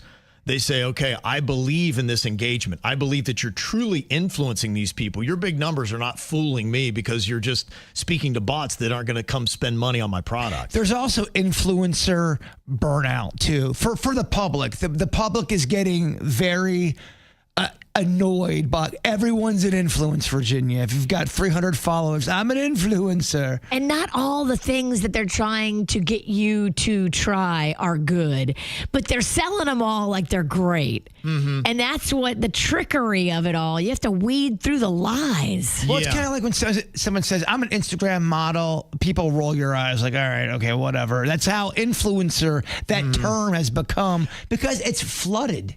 And have you heard the term try hard? Yes, I'm one of them. And they say that people are seeing that, and they're exhausted by the tryhards. They like the people that are on social media that might be more genuine, or they stay offline for a while, and it doesn't feel like they're just on here to always perform. Their engagements are authentic. What they're telling you is legitimate. They're not here posting because they have to, and they have to keep up with engagement and numbers for their money. They actually got something legitimate to tell you, and it comes off more authentic. They're posting because it's entertaining. Yes. Not because they have to. Well, when you post because you have to, then it starts to lose heart. They say the new form of, quote, clout is restraint, valuing real-world connection over digital reach. So for all those content creators that thought they had it figured out, guess what? The game's just changed. Well, I mean, the numbers will drive you crazy. Yeah, absolutely. It drives us crazy. Kids, you still want to be a content creator? You're going to be pulling your hair out. You're going to go bald by the age of 28. Well, you make a video and it only gets 300 views and you feel like you're a bad person and you did something wrong and all you did was just make a video that didn't do well. It's bizarre. It's not a reflection on who you are as a human, but the internet tells you it is. And your psyche tells you it is. You're right. This person wants to know if they should expect some retribution if they're a jerk, if they don't get it, and for insisting that they should. It's all about their best friend who came over with a 10-year-old tornado of a son. They said, I left my room for maybe a minute, hear a crash, I run back in, I see my guitar's on the floor, the neck snapped, and it's a $1,600 guitar. Oh, no. Dang. Now, the son said, yeah, I was just looking at it. It's just the rack was unstable. And now my friend is siding with her 10-year-old son, saying, yeah, you know what? You should have put it away. If you're going to invite a 10-year-old kid over, it wasn't even stable in the first place. Wow. I think she could sense that it was an expensive guitar and I might be asking for money. Now, that is my whole thing. I'm like, shouldn't you keep your hands to yourself? And I've asked her, I said, hey, that was $1,600. I need to replace that. But she's not going to pay for any of the repairs. She said, no, it's on you. These kind of things just happen. It's part of inviting somebody into your house. I'm kind of heartbroken over the guitar, and I'm stunned that my friend was so bold in saying, yeah, I'm not going to give you any money for it. Should I push back on this or just accept it? Friendship's over. First of all, your kid broke the guitar. You should watch your kid. It's at your house. The kid didn't ask to touch your guitar. You broke it. And if I had a kid, my kid broke something, I would make right and pay for it. It's my kid that made the mistake there. Every time we've had kids over at our house, they've broke something. Recently, Rocco had some friends over and they were riding on his bike and they broke the battery. And now we have to replace the whole entire battery of the bike. But I can't go after the mom for it. Like it was an accident. I mean, I'm probably not going to ask for any money. I'm not going to ask for money. If I was the other parent that had broke the guitar with the kid, I'm offering money to help fix that. I think it's the right play as a parent. You need to teach your kid, hey, you got to keep your hands to yourself. You can look, but don't touch. That used to be something that in my generation was said all the time. I don't know if parents still tell their kids that. Look, but don't touch. And if you should have, I mean, unless you stared at the guitar that hard it fell off the wall, then yeah, it is a really terrible stand. And it would be a nice thing to show, to be like, hey, this is about responsibility. That's why you got to be careful with things. And you talk to him and say, hey, look, we don't have a ton of money or whatever your situation might be, but I want to make a statement to him and I'll do what I can. I don't know. Who knows what her financial situation is? $1,600. That's a good bit of money. And I don't know how much some of these guitars go for. But. Well, it might not be. If it's broken, it could be repairs that you have to pay for, not a full $1,600 guitar. The guitar still could be saved, but there's going to be money to pay. I'm just saying, it's kind of like if I had a dog and my dog broke something of somebody, #be cool. Your situation caused a problem. Now you should really kind of offer up and help fix it. Because the parent was there and saw it. If they don't offer to help pay for repairs, they are kind of douchey. But when you invite people into your home, need to understand that accidents happen. And you can't chase down people. If an accident happens and stuff breaks, it's kind of them to offer to fix it. But if they don't, it's part of the risk you run when you have company. I don't expect people to replace stuff because this happens to me all the time. People come over and things break, and that's part of life, baby. But if it was the other way around and my kid did that, I'm sorry. I am offering money to help fix that. Every time we've had a kid over that Rocco plays with, something gets broken. Every time. Like this past sleepover that he had was the first time nothing got broken. But normally when it's little boys, they're rough on stuff. They break stuff. It's just what happens. Now, if you let the kid play with the guitar and the guitar broke, that's a legit accident. I don't care because accidents do happen. But the fact that, you're letting you got to parent your kid. I can't stand this crap when people let their kids do whatever they want and the parents watching them and they're running hell in a handbasket, and you're just letting them do it, and then they break something. You're like, it's not my fault. Well, yeah, it is. Now, one text says, Virginia, there's a difference between kids playing with something they're supposed to versus something that they're not. And a guitar that belongs to the parent or an adult is not something that you get to play with, and you should be able to know the difference. Yeah, but if the house was free reign and everybody was just doing whatever they wanted and going in and out of whatever rooms they wanted, and nobody said to that kid specifically, hey, you can't touch the stuff in this room or you can't touch the guitar. Kids don't know. The parent They're going to touch stuff. The parent was there, though. I'm not even blaming the kid. I think the parent came in the aftermath. I don't think the parent was there in the moment when the kid touched it, right? No, the person had walked out of the room. I think the parent was in there with the kid. Yeah. And the kid was like, it's wobbly or whatever. They tried to, blame it on the stand. And he's like, it's been in that stand for a while and it's not falling. So the one element I know is you're in here, the guitar's in here, now the guitar's broken. Oh. Yeah, I'm sorry. You're a jerk parent if you're going to not offer money for that. Yeah, if the parents saw it all go down, they really should offer to help pay for the repair. But some people just aren't going to do that. Now, one person said, I wouldn't say anything at all. I just wait patiently. In time, I go over to the friend's house, and then I would just break something. It looks really expensive. Be like, you know what?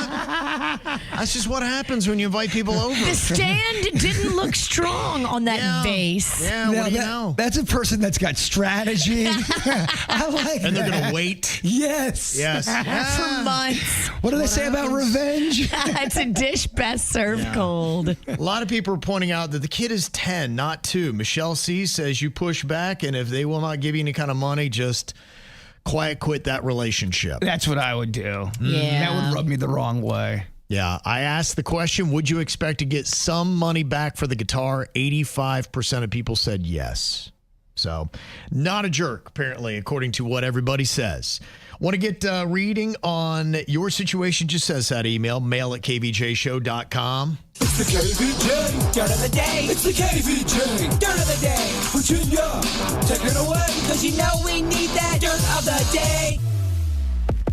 This Dirt of the Day is brought to you by my new closet designers, Closets by Design. Well, Danny Masterson has filed a petition with the court asking that his 2023 rape conviction be reviewed. And he is saying because of his ineffective counsel and the fact that the judge didn't do his job right, he says judicial bias, prosecutorial misconduct, and just all kinds of things he's claiming. Now, he's serving 30 years for raping 2 different women, and I don't know, he thinks he deserves a second trial with a new judge. Okay. Well, we will see. Who decides that? Does the old judge decide? Or do they get a new judge to decide? Because if I was the old judge, I'd be like, no, I did a great job. yeah, that was awesome. No, we're great. No, I killed sticks. it. We're good. Well, Ashton Kutcher and Mila Kunis, what's her name? Kunis? Yeah, will they support him like they did the first time? I don't know. I think they've backed away from him now. Yeah. That would be a smart move. Mm-hmm. But it'll be interesting to see what happens. Will they give any merit to this petition? He has filed it with the court. So now the court has to answer his claim and let him know whether or not he's getting a new trial with a different judge. Okay. The Backstreet Boys are continuing their Vegas Sphere run, but I guess Nick Carter is got lots of allegations around him. Several women have resurfaced with sexual assault allegations from the early 2000s. Now, he's denying all the claims, and he's filing countersuits, I guess, but he says that the accusations are a coordinated shakedown. Yeah. There is a great Backstreet Boys fight when they're behind the scenes. It is good. Nick Carter's yelling at, I think, Howie, then Kevin Richards, he gets involved. It's good. Where is it? It's on YouTube. Just put Okay. Backstreet Boys fighting in boardroom, and it should come right up. It's pretty good. And finally here, if you watch like I do, Bravo, they had their big BravoCon over the weekend in Vegas. So all the stars of the reality shows on Bravo were there in Vegas. It's such a big, huge conference. But But while they were in Vegas, the Beverly Hills homes of Kathy Hilton, Paris's mom, and Sutton Strack, one of the chicks from the Beverly Hills Real Housewives franchise, their homes were burglarized because the burglars knew, they're going to be in Vegas, hit their house, and they did.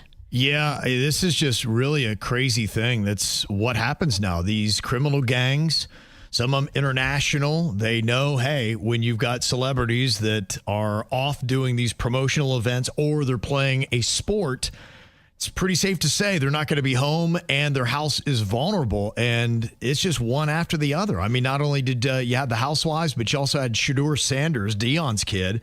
He was playing, got like his first start in the NFL, and the whole while his house is getting jacked. Oh, no. Yeah. Some of the people you listed, I feel like they should have security at their house. I'm kind of confused. I don't understand why Kathy Hilton and Sutton Strack don't have security at their homes. Yeah, they showed the Hilton house. It's not even a house. It's a mansion. It looks like a Hilton hotel. It is big. How you just get into that thing? It's beyond me too, but they get in, it seems like every single time. Well, how do you not have just a security guard there monitoring and patrolling the area? Like, you're rich. You're really, really rich. You're so rich. Yeah. You can't afford good security. You have a driver. You have a chef. You have a team that cleans your home. You have everything. Like, why not spend the money for a security guard armed to be there 24/7? And it's only while you're gone. Right. You know, hey, if I've got a game, I need security to come over. It's not like you have to have them there when you're home. Right. Well, even at your place, you have a gate. I mean, there's ways. It's tougher to get into your area, and you don't have Hilton money. So Right. I don't get how they don't have this. We all know what it costs. Like, Kathy Hilton, why are you being so cheap? You need an armed security guard at your house patrolling when you're not there. Yep. You're Kathy freaking Hilton. Right. And that's what's going on in your very confusing dirt. It's time for viral audio. Hey, yeah, beautiful hair. They can't hear me because they're listening to Kids Spot. We got weights and fit. There we go.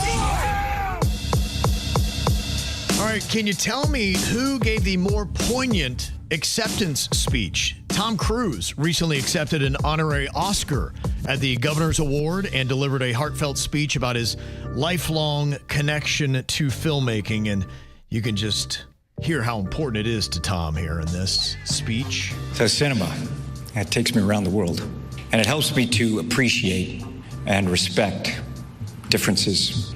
It shows me also our shared humanity, how alike we are in so many ways. And no matter where we come from, in that theater, we laugh together, we feel together, we hope together, we dream together. And that is the power of this art form. And that is why it matters. That is why it matters to me. So making films is not what I do, it is who I am. Aha. I was waiting for him to say, "Did you order the code red?" Because it sounded like a performance. This sounded like a performance, did it not? Gosh, man, he takes himself so seriously. What a douche. Dude. I mean, and look, I do love his movies, but slow it down. You know what? You probably shouldn't talk. Just act. Yes, Don't talk. I love Maverick. I don't know if I like Tom Cruise.